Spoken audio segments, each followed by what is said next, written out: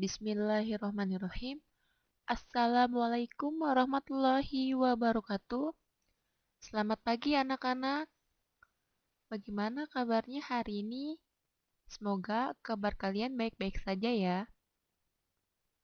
Pada materi hari ini, Ibu akan menjelaskan tentang mengidentifikasi surat pribadi dan surat dinas.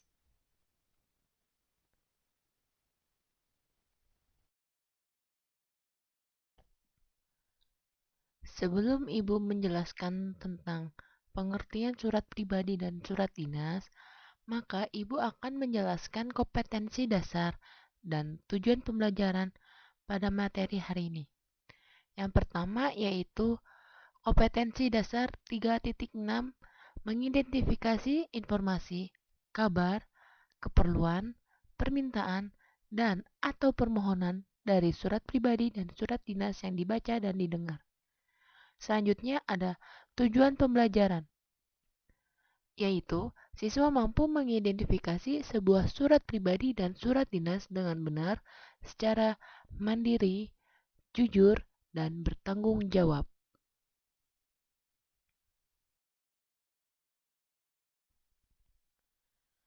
Pada zaman dahulu, surat ditulis dengan bahasa yang sangat sederhana. Pengiriman surat juga sangat sederhana. Seiring dengan perkembangan zaman sedikit demi sedikit, cara tersebut mulai ditinggalkan. Pada era modern seperti sekarang ini, penulisan surat dilakukan menggunakan alat canggih seperti komputer, laptop, dan telepon. Hal tersebut dilakukan karena penggunaannya dianggap lebih cepat, praktis, dan dapat disimpan.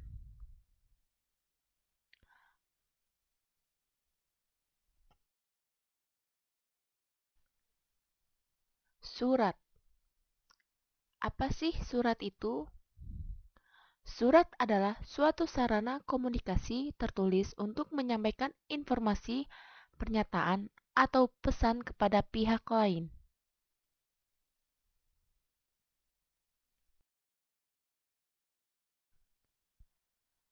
Fungsi surat ada 4 bagian. Yang pertama ada dokumentasi tertulis seperti surat perjanjian, arsip-arsip surat, dan lain sebagainya. Kedua, alat pengingat untuk objek yang sudah terlupakan. Ketiga, bukti historis untuk menyelidiki keadaan orang, organisasi, sejarah, dan lain sebagainya. Dan yang keempat yaitu menjadi surat jaminan, misalnya jaminan keamanan dan tanggungan. Itulah bagian-bagian dari fungsi surat.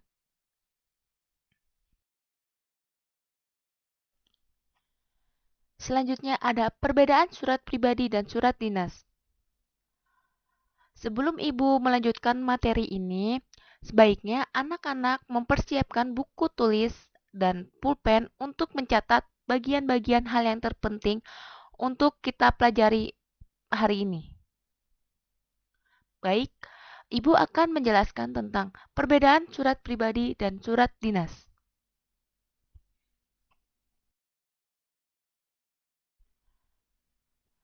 Yang pertama ada pengertian surat pribadi.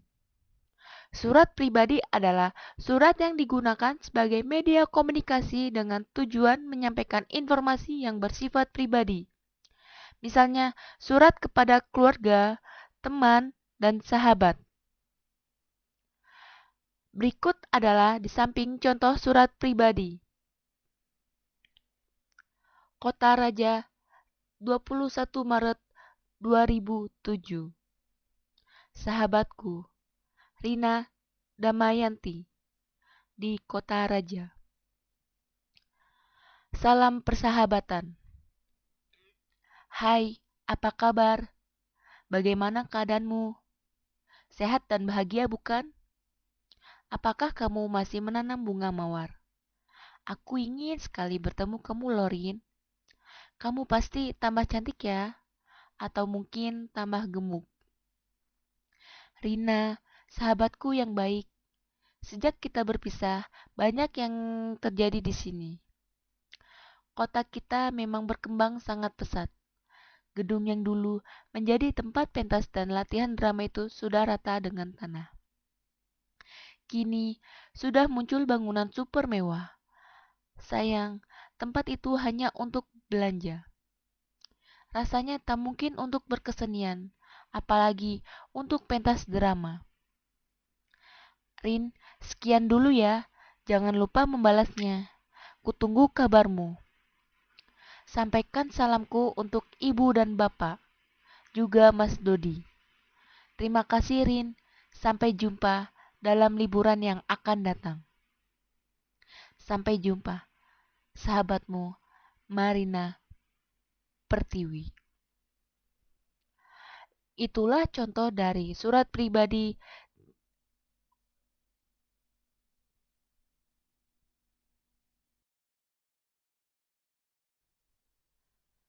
Selanjutnya ada ciri-ciri surat pribadi. Yang pertama, tidak menggunakan kop surat. Kedua, tidak menggunakan nomor surat. Ketiga, salam pembuka dan salam penutup bersifat santai dan non-formal. Dan yang keempat, yaitu penggunaan bahasa bebas tapi sopan. Itulah bagian-bagian dari ciri-ciri surat pribadi.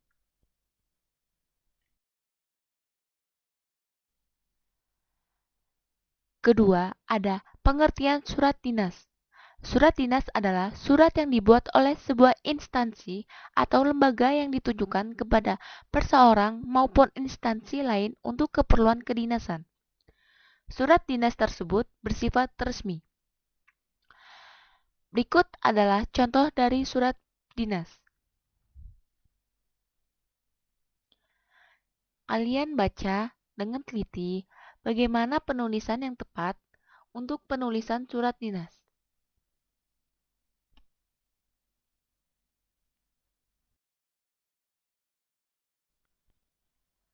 Selanjutnya, apa saja ciri-cirinya? Ciri-ciri surat dinas memiliki 4 macam. Yang pertama, terdapat kop surat. Kedua, memiliki nomor surat, lampiran, dan perihal. Ketiga, menggunakan bahasa resmi. Keempat, adanya stempel instansi ataupun lembaga pada surat.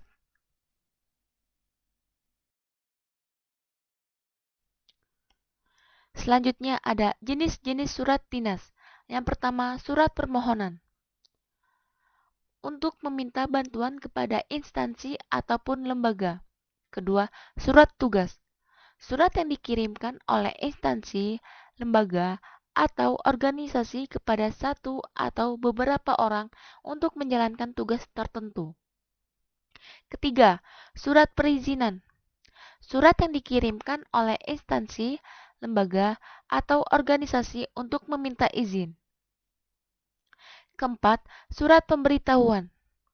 Surat yang berisi pemberitahuan untuk anggota kelompok, organisasi, atau lembaga. Kelima, surat undangan. Undangan yang dibuat oleh lembaga atau organisasi kepada seseorang menghadiri suatu acara. Dan yang keenam, yaitu surat lamaran pekerjaan. Surat yang ditulis oleh individu pribadi untuk melamar pekerjaan kepada instansi atau lembaga. Itulah dari jenis-jenis surat dinas.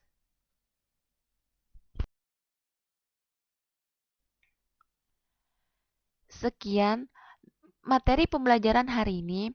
Semoga bermanfaat untuk kita semua dan mohon maaf jika ada kata-kata yang salah ataupun kurang berkenan kepada kalian semua. Terima kasih. Wassalamualaikum warahmatullahi wabarakatuh.